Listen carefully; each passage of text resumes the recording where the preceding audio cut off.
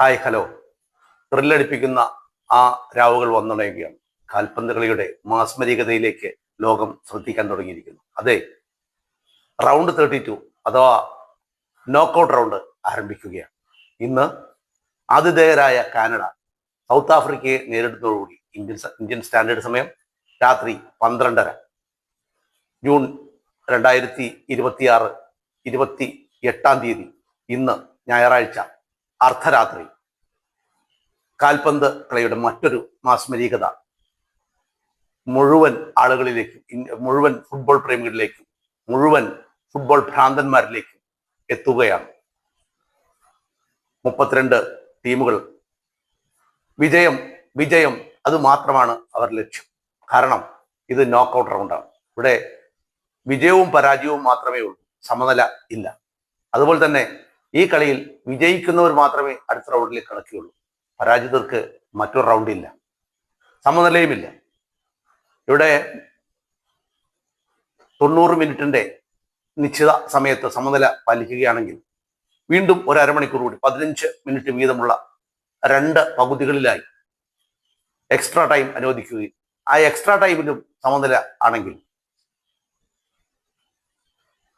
Penalty ഷൂട്ടൗട്ടിലേക്ക് 5 penalty കിക്കുകൾ വീതം ഓരോ ടീമിനും 5 പെനാൽറ്റി കിക്കുകൾ ലഭിക്കുകയും അവിടെയും സമനില പാലിക്കുകയാണെങ്കിൽ സഡൻ ഡെത്ത് എന്ന അറ്റകൈ പ്രയോഗത്തിലൂടെ എങ്കിലും ഒരു വിജയിയെ തന്നെ കണ്ടെത്തും എന്നുള്ളതാണ് ഈ നോക്കൌട്ട് റൗണ്ടിന്റെ പ്രത്യേകത. നോക്കൌട്ട് റൗണ്ട് കഴിയുമ്പോൾ 16 ടീമുകൾ മാത്രം അവശേഷിക്കും. ഇപ്പോഴുള്ള 32 ടീമുകളിൽ നിന്ന് 16 പേര് എക്സിറ്റ് ആവും. അപ്പൊ എന്തുകൊണ്ടും ജീവൻ മരണ പോരാട്ടമാണ്.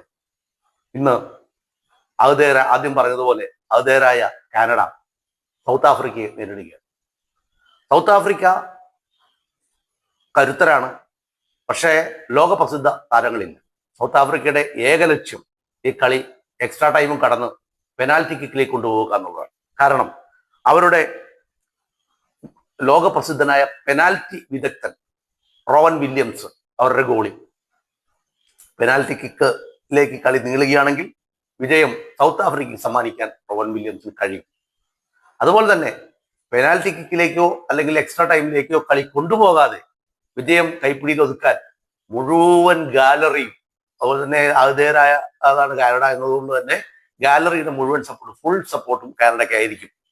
അപ്പോൾ ആർത്ത് വിളിക്കുന്ന ഗാലറിക്ക് മുന്നില് അവരുടെ സൂപ്പർ താരങ്ങളായിട്ടുള്ള ജൊനാഥൻ ഡേവിഡ്, അതുപോലെ തന്നെ സൈലോ ലാറിൻ തുടങ്ങിയവര്, കാനഡയുടെ ജൊനാഥൻ ഡേവിഡ് ലോകപ്രസിദ്ധനാണ്, അതുപോലെ തന്നെ സൈലോയും, അവർ രണ്ടുപേരും കൂടി തീർച്ചയായിട്ടും സൗത്ത് ആഫ്രിക്കയുടെ വല കുലുക്കാനായിട്ട് ശ്രമിക്കും. വല കുലുകുമോ, സൗത്ത് ആഫ്രിക്ക പതറുമോ, ഈ കളി എക്സ്ട്രാ ടൈമും കടന്ന് നീളും, പെനാൽറ്റി ഷൂട്ടൗട്ടിലേക്ക് നീളുമോ, ഇനി പെനാൽറ്റി ഷൂട്ടൗട്ടും കടന്ന് സഡൻ ഡെത്തിലേക്ക് നീളുമോ, നമുക്ക് കാത്തിരുന്ന് കാണാം. നന്ദി, നമസ്കാരം.